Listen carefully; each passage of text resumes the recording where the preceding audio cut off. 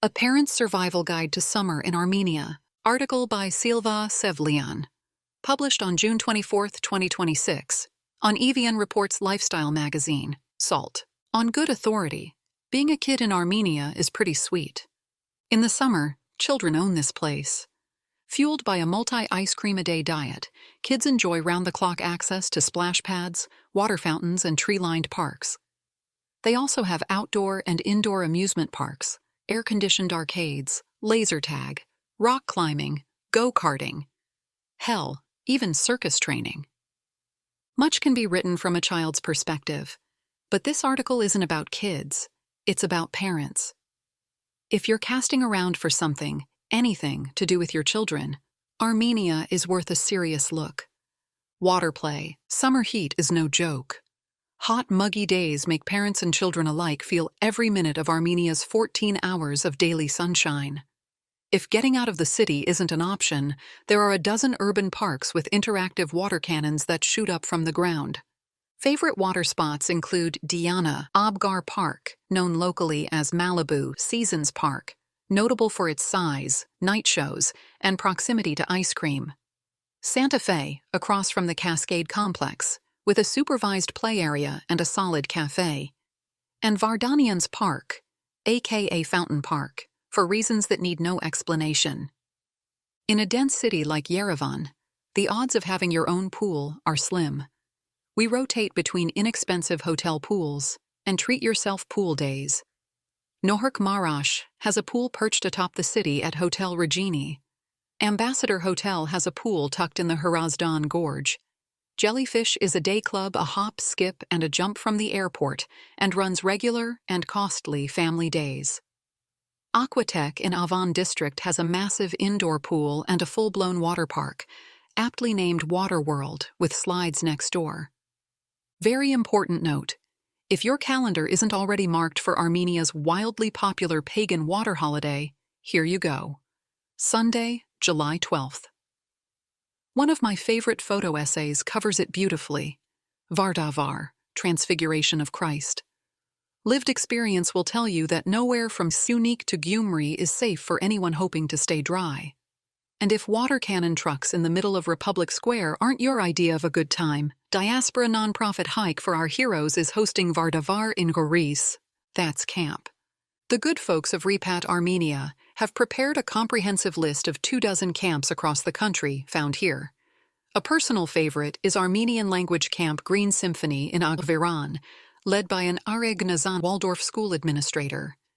Affordable and hands-on, it's a go-to for locals who want a back-to-basics plan for their kids.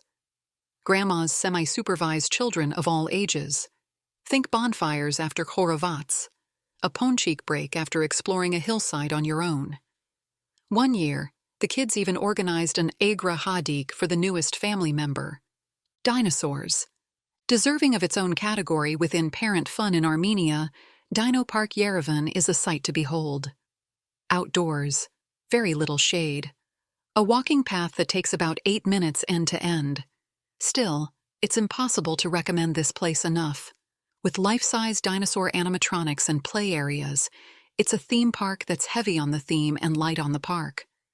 It's just a short walk from Meyer Hayastan within Victory Park, almost hiding in plain sight, eating like a kid. After seeing the dinosaurs, a fun, kid-friendly spot in Yerevan for sushi and slash or pizza is Sushi Zen, where the waiters wear inflatable dinosaur costumes. If you're interested in a comparative study on ponchiks, the delightful and playful cousin of the donut, our 3 heavy rotation picks are Ponchik Monchik, Gyumri's finest export to Yerevan, the legendary Grand Candy, and Ringo, the easiest to get delivered. Old faithfuls like pizza, khorovats, burgers, and fries are everywhere. Smash burgers have made a surprising debut and stuck around. Twins and If You Know, You Know are both hits.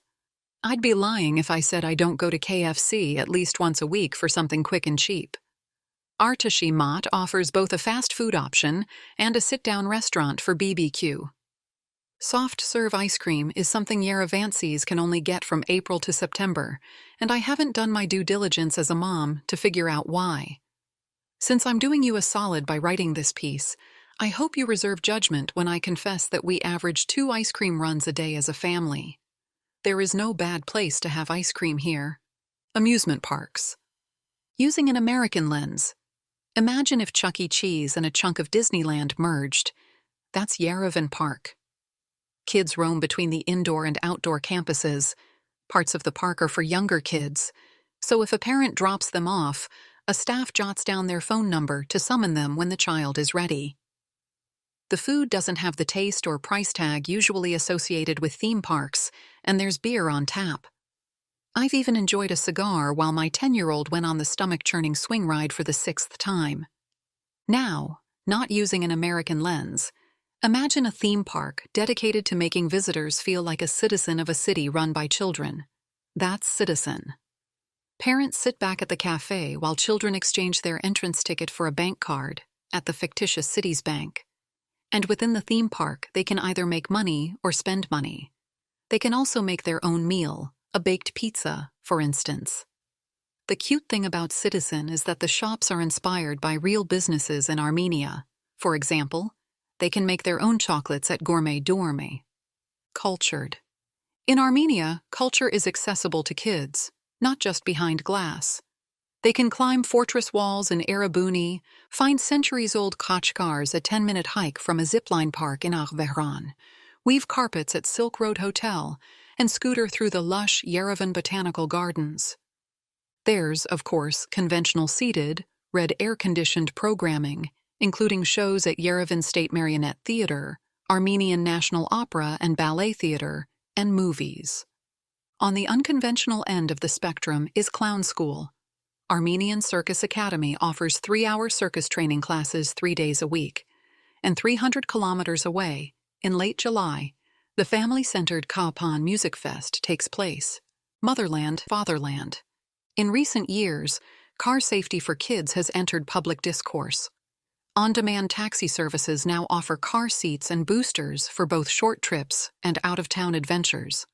Major tour operators are also offering options for children at no extra charge.